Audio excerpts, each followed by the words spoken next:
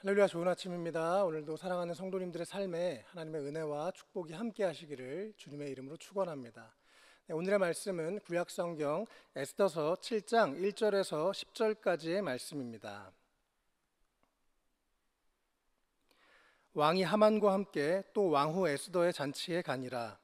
왕이 둘째 날 잔치에 술을 마실 때에 다시 에스더에게 물어 이르되, 왕후 에스더여, 그대의 소청이 무엇이냐? 곧 허락하겠노라.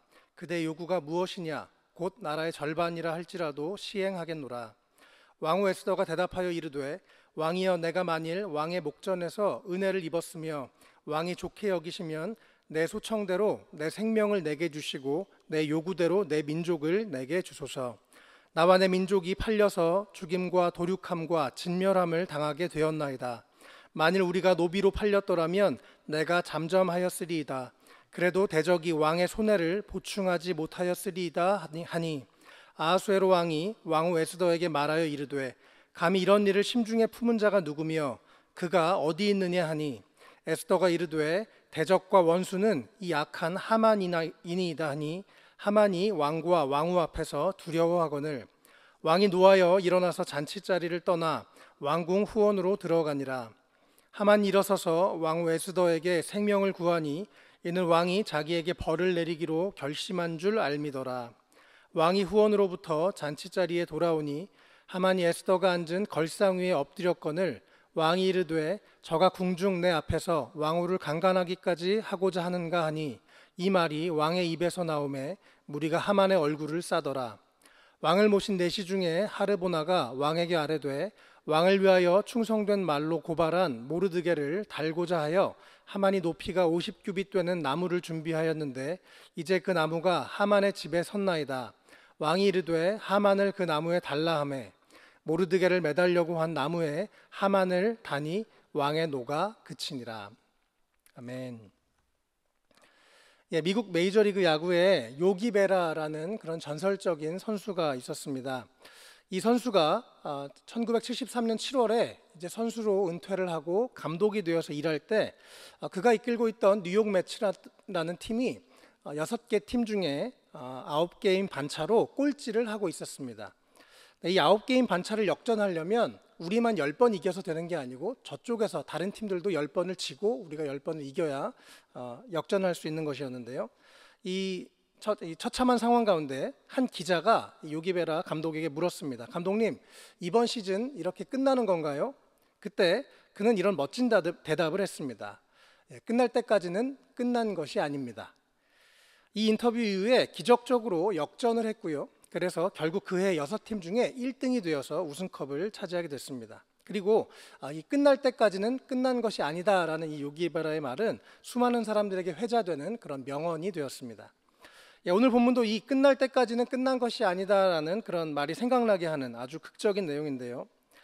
본문의 배경은 바벨론 제국의 포로로 끌려갔던 이스라엘 사람들이 바벨론 제국이 멸망했고 이제는 그 제국이 페르시아의 이 다스림을 받게 되는 상황이 됐습니다. 그래서 이제는 페르시아의 또 다스림 안에 있었는데요. 그 유대인들이 하만이라는 사람의 계략으로 인해서 이스라엘 민족 전체가 전부 죽게 된 그런 상황이 되었습니다. 그때 왕후였던 에스더는 내가 죽으면 죽으리다라는 결단을 통해서 왕에게 자신의 민족을 살려달라고 애원을 했고요.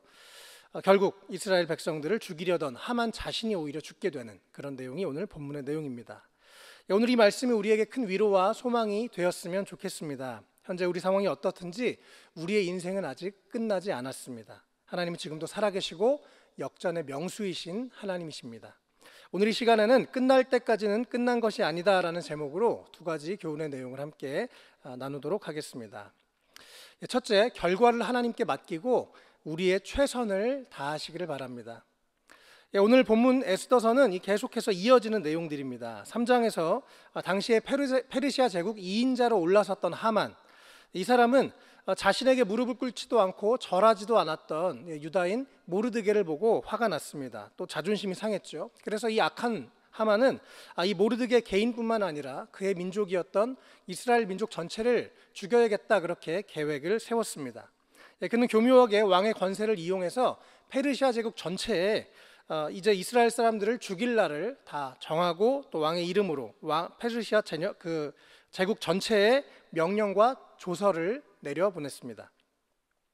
네, 그 소식을 들은 이 모르드게 또 유다인들 또 에스더는 모두 자신의 민족을 살리기 위해서 자신들이 할 수 있었던 최선을 다했던 것을 우리는 오늘 본문을 통해서 볼 수 있습니다. 먼저 그 소식을 들었던 모르드게 또 유다인들은 4장 3절에 보면 크게 애통하고 금식하며 울며 부르짖었다라고 말씀을 하고 있습니다. 문제가 생기니까 먼저 하나님 앞에 자신들의 죄악을 회개하고 또 하나님의 특별하신 도우심을 요청하기 위해서 금식하며 기도하는 것을 볼 수가 있습니다.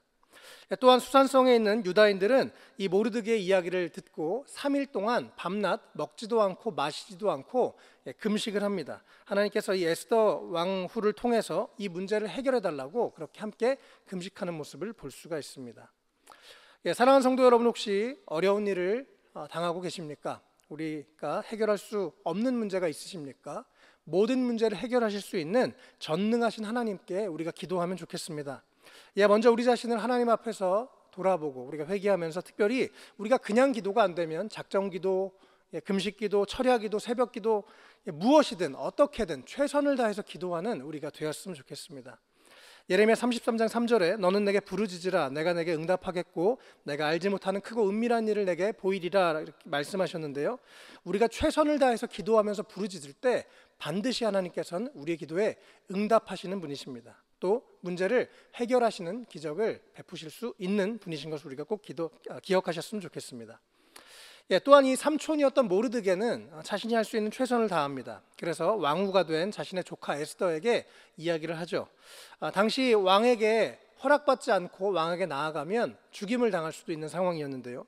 목숨을 걸고 왕에게 나아가서 도움을 구하라고 그렇게 조카에게 요청을 합니다. 내가 왕후의 자리를 얻은 것이 이때를 위함이 아닌지 누가 알겠느냐라고 그렇게 말하면서 에스더가 결단하고 목숨을 걸고 왕에게 나아가도록 그렇게 도전을 주죠. 그렇게 모르드게는 자신이 할 수 있는 최선을 다합니다.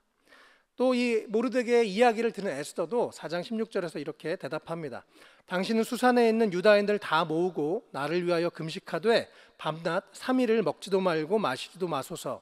나도 나의 시녀와 더불어 이렇게 금식한 후에 규례를 어기고 왕에게 나아가리니 죽으면 죽으리이다 하니라. 이렇게 에스더는 3일 동안 금식을 하고 이 규례를 깨고 왕에게 나아가서 죽으면 죽겠다라는 그런 각오로 나아가게 됩니다. 이 에스더, 모르드게 또 유다인들 모두 각자 자신들이 할 수 있는 최선을 다했습니다. 그럴 때 우리 하나님께서 놀랍게 역사하셨죠. 역사적인 기록에 보면 이 아하수에로 왕은 아주 음란했던 왕이고 또 변덕이 심했던 왕으로 알려져 있는데요. 이 에스더가 왕에게 나아갔을 때 하나님께서 이 왕에게 매우 그녀를 보면 사랑스러운 마음을 부어주셨습니다. 그래서 에스더의 말을 듣게 됐고요. 또 하나님께서 에스더에게 주셨던 지혜가 있었는데 바로 이야기하는 것이 아니라 왕을 위해서 먼저 잔치를 이틀 동안 베풀 것에 대한 지혜를 주셨습니다. 그래서 에스더가 그렇게 하나님이 주신 지혜대로 행하자 왕의 기분이 더 좋아졌습니다. 그래서 마침내 이스라엘 민족의 적이었던 이 하만이 곧바로 죽게 되는, 또 이 악한 계략이 무산되는 일들이 일어나게 된 것이죠. 사랑하는 성도 여러분, 우리가 어떤 상황에 있든지 우리의 삶은 아직 끝난 게 아닙니다. 오늘 말씀의 에스더 또 모르드게 유다 백성들처럼 우리의 결과를 하나님께 맡기고 우리가 할 수 있는 최선을 다해 우리가 기도하며 노력할 때 우리 하나님께서 놀랍게 이 모든 사람, 모든 사건, 모든 상황을 통해서 놀랍게 일하실 줄로 믿습니다. 두 번째 우리가 꼭 기억해야 될 것은요, 모든 주권이 우리 하나님께 있음을 끝까지 신뢰하시기를 바랍니다. 에스더서를 읽어보면 하나님께서 정말 놀랍게 상황을 역정하는 모습들이 참 많이 나오는데요. 이 교만했던 하만은 자신의 권력을 이용해서 이스라엘 민족 전체를 말살하려는 계획을 세웁니다. 그때 특별히 당시 그 페르시아의 관습을 따라서 언제 이스라엘 사람들을 죽일까 이렇게 페르시아의 신들의 뜻을 따르기 위해서 점을 봅니다. 제비를 뽑았죠. 그래서 이 제비를 뽑은 달이 마침 이스라엘 달력으로 아달월 12월인 아달월이 뽑혔습니다.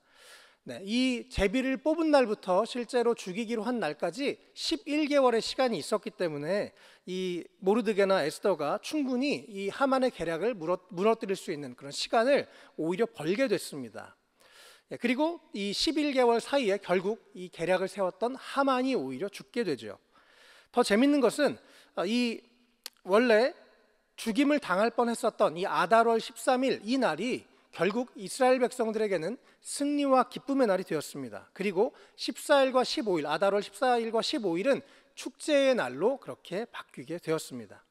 이 사건 이후에 이스라엘 사람들은 이 아달월 13일, 14일, 15일을 지금까지도 불임절이라는 이름으로 그런 절기로 그들의 절기 중에 가장 기쁜 절기로 즐기고 있습니다.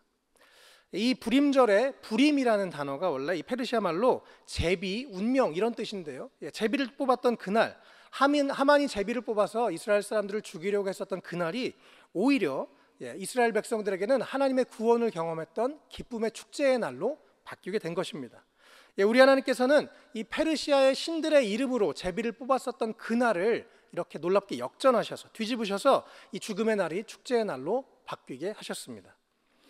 우리 삶에서도 우리가 어떤 상황에 있든지요, 우리 삶에서 결코 끝날 때까지 끝난 것이 아닙니다. 우리가 이렇게 생각할 수 있는 것은 우리 하나님께서 이렇게 역전에 능하신 하나님이시고 모든 주권을 가지고 계신 전능하신 하나님이기 때문에 그렇습니다. 잠언 16장 9절에 사람이 마음으로 자기의 길을 계획할지라도 그의 걸음을 인도하시는 이는 여호와시니라 라고 말씀하셨습니다.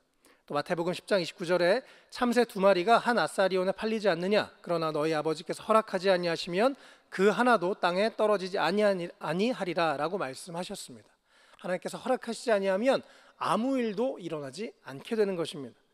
오늘 특별히 이 본문 7장에서 하만은 자신의 자존심을 건드렸고 또 그가 너무나 싫어서 죽이고 싶었었던 그 모르드게, 그 사람을 죽이기 위해서 자기 집 마당에 무려 20m가 넘는 높은 장대를 매달았습니다.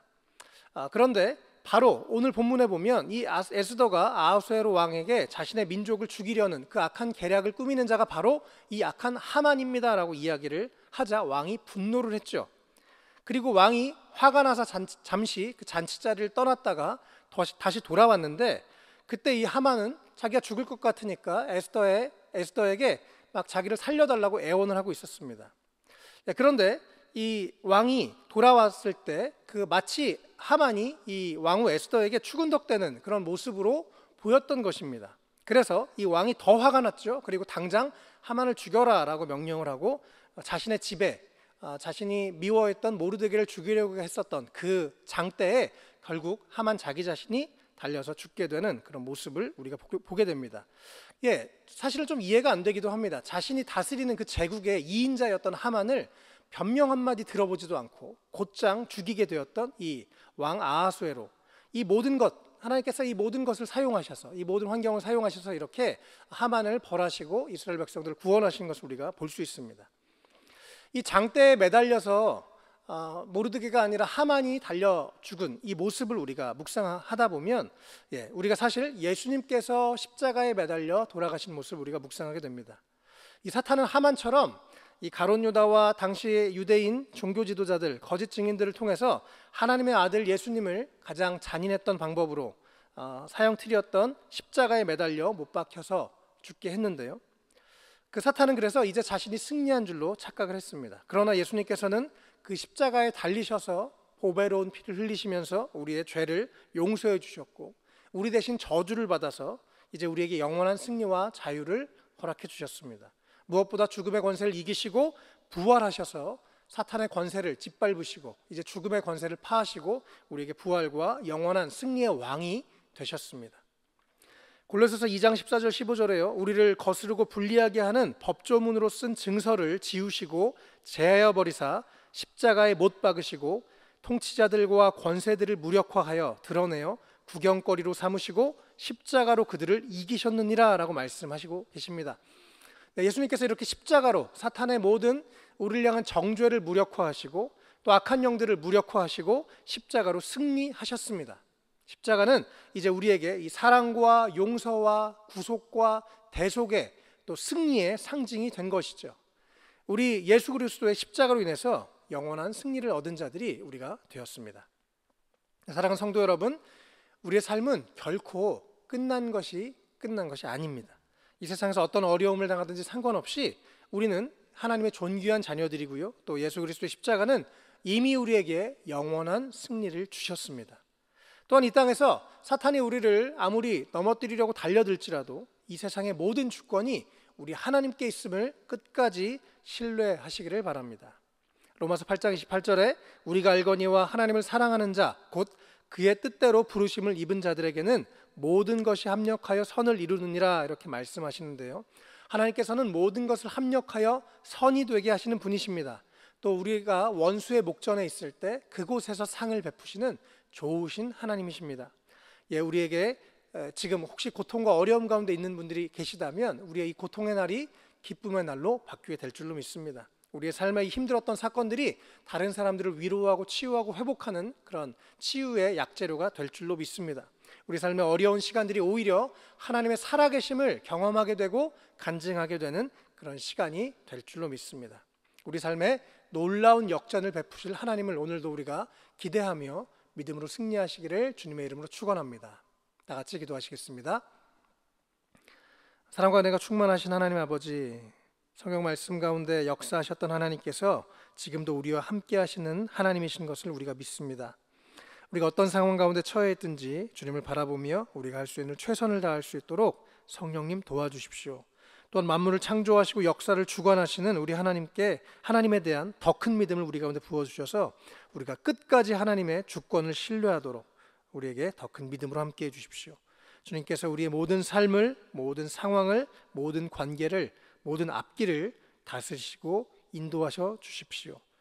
감사드리며 예수님의 이름으로 기도했습니다. 아멘.